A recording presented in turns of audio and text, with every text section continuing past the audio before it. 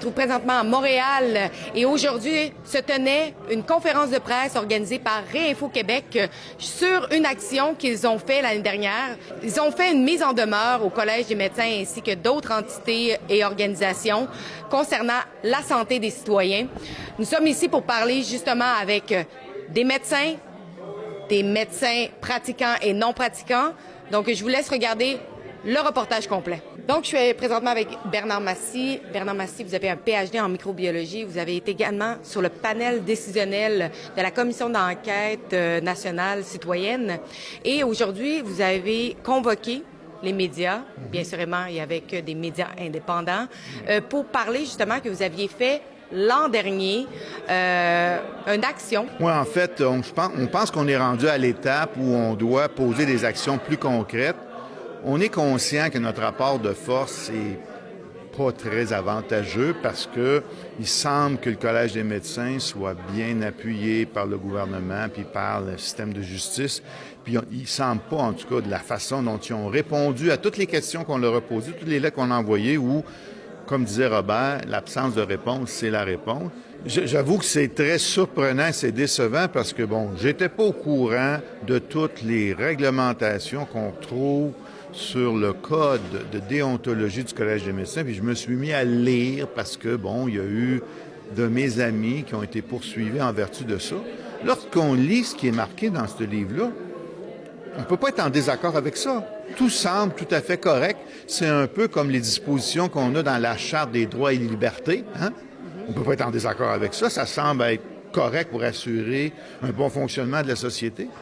On a vu qu'est-ce qui s'est passé avec les camionneurs, qu'est-ce qu'ils ont fait avec la Charte des droits et libertés. Est-ce qu'ils ont suivi le livre de règlement ou ils l'ont interprété à leur façon? Moi, je peux dire qu'une de leurs réponses, c'est de me faire passer devant le conseil de discipline. C'est une de leurs réponses. C'est pas moi qui attaque personnellement, je suis convaincu de ça. C'est l'organisation, Réinfo. Parce que on est mordant, on est fatigant pour eux autres.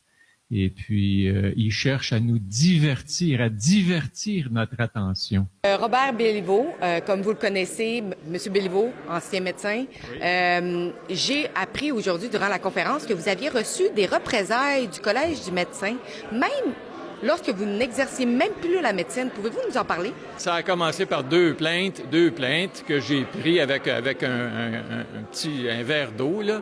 Et puis, je leur ai dit, ben oui, je fais attention à ce que je dis. Effectivement, je peux faire attention, être peut-être moins intense dans mes interventions. Je pourrais dire ça. Bon.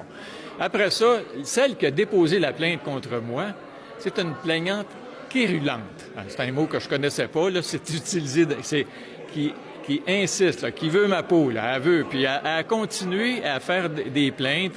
Et puis quand j'ai donné les conférences, des entretiens à Julie Lévesque, 3 entretiens que j'ai donnés pour le compte de la FDDLP, la Fondation pour la défense des droits et libertés du peuple, là, elle est allée, elle a dit « Regardez ça, ça n'a pas de bon sens. » Puis là, ils ont mis ça dans les mains d'une syndic ad hoc qui a été nommée, Dr Isabelle Gosselin, pour ne pas la nommer. Bon, qui, elle, a pris ça, puis a dit « Je vais faire une demande à une experte, Dr Caroline Quashtan, qui va regarder le contenu de ces trois entretiens-là pour voir s'il y a matière à faire un dépôt d'une plainte en invoquant l'article 89 qui dit quand on s'adresse aux médias, il faut être en accord avec la science.